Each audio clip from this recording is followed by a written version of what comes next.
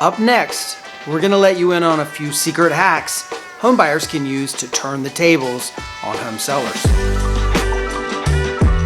Hi, this is Chris Morton, real estate broker with eXp Realty in Raleigh, North Carolina. And in today's absurdly hot market, home sellers think they have all of the advantages, that they're holding all the cards. And home buyers think they're pretty much the victim and they've got to just take whatever the sellers give them. But in today's video, we're going to detail some things that the home sellers are doing wrong that the home buyers can take advantage of.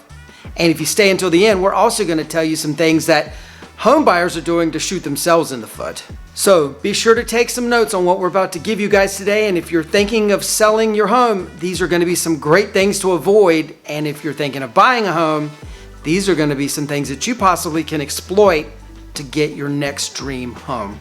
So exactly what are sellers doing wrong? The first thing home sellers are doing wrong is they're pricing their homes way aggressively and overpricing them. And what we're starting to see happen is homes are getting price reductions. Buyers have simply met their limit. They've decided they're not willing to pay this amount of money for this house. And so homes are sitting on the market. And generally what happens if you have a home and you're a seller and your home sits on the market for 7 days or longer, you basically have a scarlet letter on that house. Buyers are going to start wondering, what's wrong with the house? Why has no one else bought this house? Is there like massive repair issues? Exactly what's going on?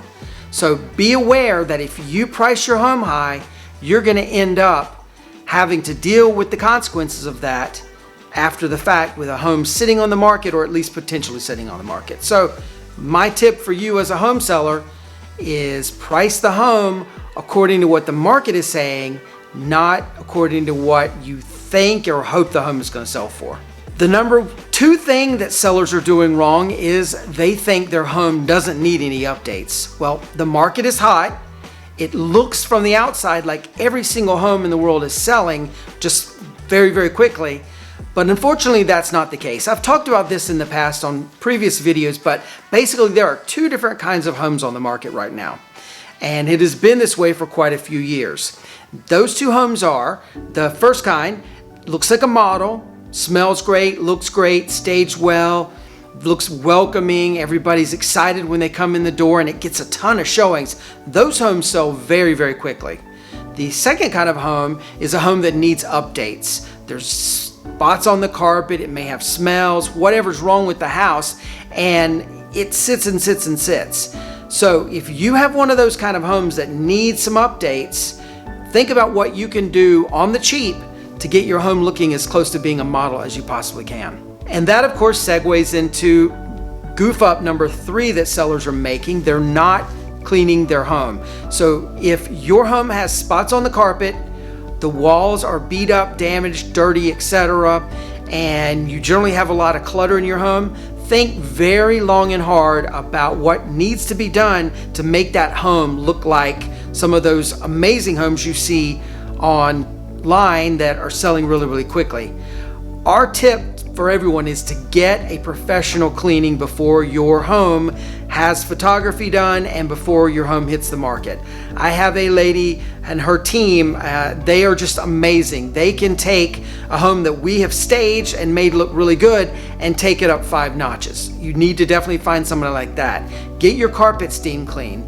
Declutter, declutter, declutter. Probably 50% of what you have in your house you need to take out. And again, make sure it doesn't smell and it's really, really clean. The next mistake sellers make is they don't tend to their yard. So what is the first thing a home buyer sees when they pull up in front of your house? That's right, your front yard. If your bushes are dead, your grass is overgrown, you've got patches where there is no grass, maybe the exterior of your home looks like meh, that's going to leave a bad first impression for buyers. They're going to automatically wonder what else is wrong with the house. Just like people when they come into a house that's been on the market for 7 days and they wonder what's wrong with it. If your house doesn't look good on the outside, they're going to worry and wonder what's wrong with it on the inside. So the tip for you sellers out there, get some good landscaping done, mulch, plant some more bushes if needed. If your bushes have died, make the home look as good as you can. In general, my tips to sellers are Assume the market is about to crash. I don't think it will, but assume it will. If the market was about to crash and you were one of hundreds of homes on the market, what do you need to do to the front of your home to make it most appealing so you can get people to go into the home? The fifth mistake we see home sellers making is not getting a pre-inspection. Now, this is a controversial topic. A lot of real estate agents are going to tell you that as a seller, you don't need to get a pre-inspection. I believe you should get one. In today's day of high due diligence, where buyers are asked to put $30,000, $40,000, $50,000, $75,000, $100,000 down in due diligence, they're very nervous about that. If your home doesn't look amazing, if they're not in love with your home, and there's any question there might be repairs to be made of your home, they are much less likely to make an offer on your home. Conversely, your home looks good, smells good, that exterior, the yard is looking good, and you've had a pre-inspection that you can provide to the buyers to say, these are the things that are wrong with the house, these are the things we're willing to fix, and these are the things we're not willing to fix. That's going to put buyers' mind at ease. Even if there's things on there that you're not willing to fix, that you've disclosed, buyers are more likely to make an offer on your home if they like everything else except, say, you need a $6,500 heating and air system coming up in the next year. Buyers are willing to eat that cost if all things else are really, really good about your house and they're happy with what they see. So my tip for home sellers in this regard is get yourself a pre-inspection. Hire an inspector, get them out to check your house over from top to bottom, let you know all that's wrong with it. And those are things that you can either do now before hitting the market, or during the time that you're on the market, or after the buyer's inspector has come. You can get all those repairs done at one time. The sixth thing we're seeing that home sellers are doing wrong is they're having bad photos of their home. Now, this is most likely an issue where the listing agent is lazy or cheap and not willing to pay to have a professional photographer come out. But we have seen some horror stories, even today, especially today, when sellers think that their homes are great and agents think they don't have to do any work to get a home sold. They will put some of the most horrible photos online. I always tell my home sellers, please know the very first showing on your home happens when the home buyer is at home. It's 11:30 at night. They're in their pajamas and they're online looking and swiping left or right, or however way they do it with whatever app they're doing it, to decide what homes they want to see and what homes they don't want to see. If your home looks bad, if the photos look bad, if they can't tell what's going on with your home, most likely they're not going to bother unless they're absolutely desperate to be in your neighborhood or in the area where the schools are that your house is affiliated with, that sort of thing. But do you really want to take that chance? Do you really want to hope that someone is going to absolutely match up to your house? I wouldn't want to do that if I was selling. Get yourself some professional photography. Ask your agent to do it. If your agent's not willing to do it, either pay for it yourself or get a better agent. The seventh mistake home sellers are making is they're setting deadlines for all offers to be in, and they're not keeping their word on that. So this is also attributed to listing agents who are not coaching their home sellers through the process. But let's just walk you through the scenario. The seller puts their home on the market. They immediately get an amazing offer, and rather than waiting until their agreed upon deadline, let's say Sunday at 5, they go ahead and pull the trigger and tell their agent, let's take that offer. It's a great offer. It's a great offer. Well, the listing agent should say, hold on a minute. Let's go ahead and let the deadline run out until 5 o'clock on Sunday. We may get better offers in. Instead, that listing agent, and oftentimes it's an inexperienced listing agent, is going to say, okay, that's great. Because then, of course, they don't have to do any more work. They don't have to sift through 20, 30 offers. They can just take the first offer and be done. Unfortunately, not only does that cause bad will among the buyers out there, but just imagine what could have happened if that seller would have let that deadline run out. The deadline that everyone knew about, 5 o'clock on Sunday. There's a good chance that they would have gotten stronger offer than what they got on the front end for that house. We spend a lot of energy and a lot of time on our team tracking the transactions that our clients miss or didn't get a chance to make an offer on, to see what actually the end result was on that transaction. And quite a few times we've seen where our buyer would have paid higher than what the seller took by taking that first offer. We've even had, this is terrible to have to give this news, but we've even had sellers flying across the country to see a house. They land and we have to have left them a voicemail to call us when they get on the ground. They call us, we let them know the house is already sold, and it makes us look bad. They feel terrible, and it's just a bad situation. So, tip for sellers: honor your commitment to a deadline. It will most likely result in you getting a higher offer on the back end. Worst case scenario, you have a home buyer that made you an early offer, and you're going to have to ask them to wait until the deadline before you accept their offer. Some buyers are putting deadline clauses on their offers. You can absolutely say on the front end to your listing agent to let all the buyer agents know no deadline clauses are to be allowed. We are going to absolutely let this house stay on the market until Sunday at 5 o'clock or Monday at 9 a.m., whatever you want it to be, and honor that commitment. And it is very, very likely you're going to get an even better offer. And at the very least, everyone on the other side is going to be happy. You're not going to have the animosity that you could have had by rushing people to get to the house and make a rushed offer and stress, all of that sort of thing. It's a win-win for everybody. So, how are buyers able to take advantage of all these mistakes that home sellers are making? The first thing a home buyer can do is go after homes that have been on the market a few days. So, anything that's been on the market for 7 days or longer has a scarlet letter on it, and everyone is scared. The home buyers are scared to go see it and to make offers because they think something's wrong with it. Logically, there probably is. It's probably outdated and needs some work done, and buyers are scared of what's going on. Therefore, no one is seeing these homes. Therefore, no one is making offers on these homes. You can go in, if you can overlook the issues that a home has, you can go in and make an offer on the home, pay list price for the home, not have to pay $30,000, $40,000, $50,000 for due diligence, pay $2,000 or $3,000 for due diligence, not have to pay $50,000 over asking price, pay the straight up asking price, and then you've got all that extra money that you can use to do home improvements on that home after you own it. The second thing buyers can do is, again, take those homes that need those repairs, whether they've been on the market for 7 days, 70 days, or 70 minutes. They're going to be, a lot of home buyers are going to be scared of those homes that need repairs.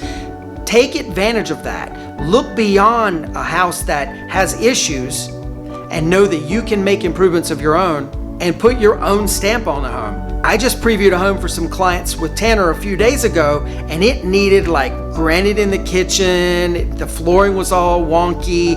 Everything was bad about this home, and it had been on the market for like 58 days. And we immediately both said, this is exactly the home someone would want to buy because the bones were good.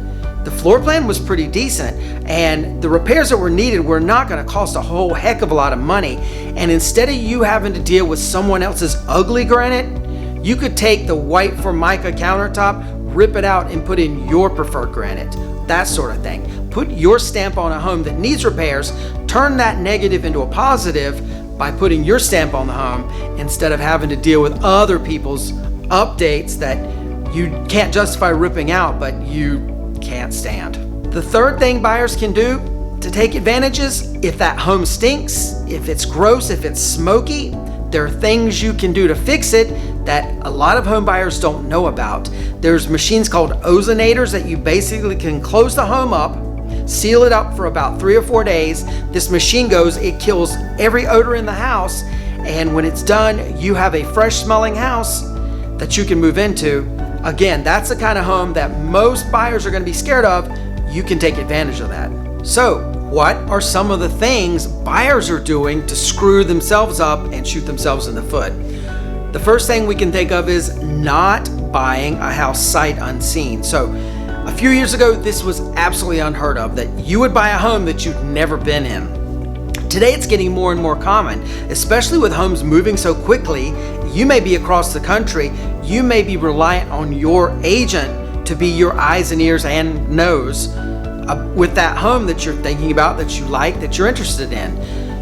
And yes, we have great advantages with technology today with things like FaceTiming and Zooming, where you can have a FaceTime session in the house and you can have your agent walk around and open doors. I do that all the time for clients, but we also really encourage you to have your buyer agent video the home and put the video somewhere like YouTube for you to take a look, review at your leisure, so you can decide if this is a home for you, and you can make a decision confidently knowing that you've made the right decision on a home. So that's something that a lot of buyers aren't doing. They're afraid to buy sight unseen, but use today's technology to make it work for you and grab that home that you ordinarily wouldn't be able to win. The next mistake home buyers are making is they let bad photos, bad staging influence them. This is back to what we were talking about sellers who have terrible photos. Well, the flip of that is also true in that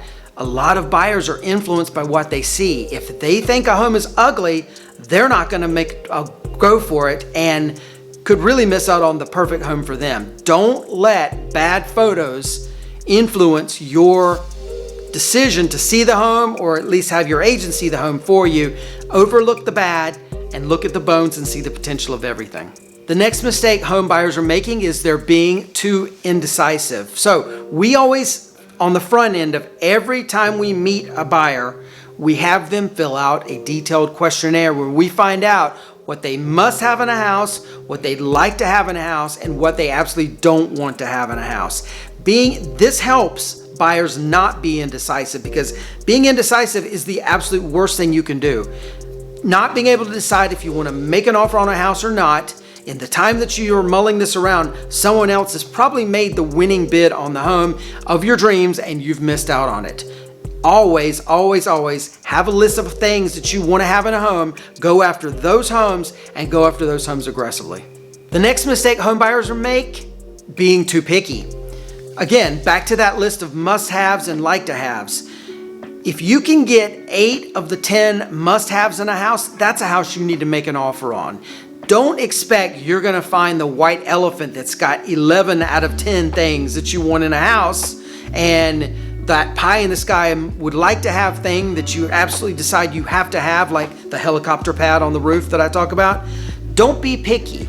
If you find a house that's going to fit your needs, make an offer on it. Understand that there's no house that's perfect. There's going to be some improvements you're going to need to do and personalizing you're going to need to do.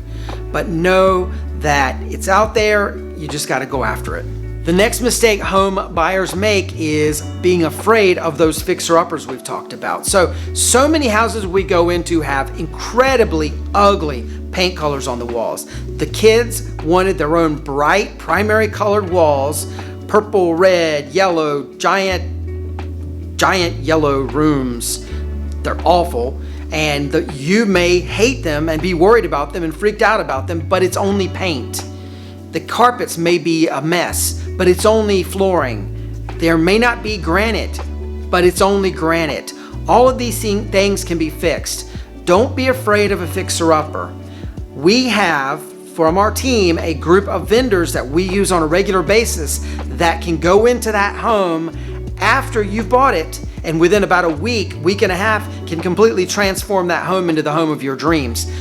It may require you, unfortunately, to have extra cash up front or to get a fixer-upper loan when you get your primary loan, but remember, that fixer-upper home probably has no offers on it, probably has been on the market for a little while. You're not having to overpay for that house, so there's your money right there to do all those improvements with. Don't be afraid of a fixer-upper. Don't be afraid. It could be the home of your dreams. The next mistake home buyers make on a regular basis is thinking they need to rent for a year before they buy so they can explore the area, decide where they want to live. This is a sometimes valid idea. It gets your feet wet in an area. Maybe you're not financially ready to buy yet, but if you are financially ready to buy, definitely take the time to explore the areas you want to think about buying in, like Morrisville or Fuquay-Varina or North Raleigh or Cary. Explore those areas on an exploratory trip and spend a lot less time on that trip looking at actual houses. look at the towns, decide where you want to live, and then start focusing on specific houses instead of the other way around. This will give you a great jump on things and would probably eliminate your need to rent for a year and get your feet wet. The other negatives of renting for a year is that home that you could have qualified for that was $450,000 today in a year could likely be a $500,000 house, and you can't qualify for $500,000, so you're now settling for that $400,000 house that is now a year later $450,000. You get what I'm saying? So you're ending up buying an inferior house right next door to the house of your dreams because you decided to wait a year. Beyond that, we all know renting is a great way of not having to put a lot of money down, but you're still basically throwing that rent money away that could have gone towards your mortgage for a year and reduce that principal down. You get what I'm saying. So seriously think about, do you absolutely need to rent for a year, or are there other tactics you can take to avoid wasting a year of your life and a year's worth of money? So if you found this video helpful, definitely take a look at this one. You're really gonna like this one. This is really cool. Don't forget to like and subscribe, and if you need anything, you can give us a call or contact us at the info below. Thank you for watching. Take care. See you on the next one.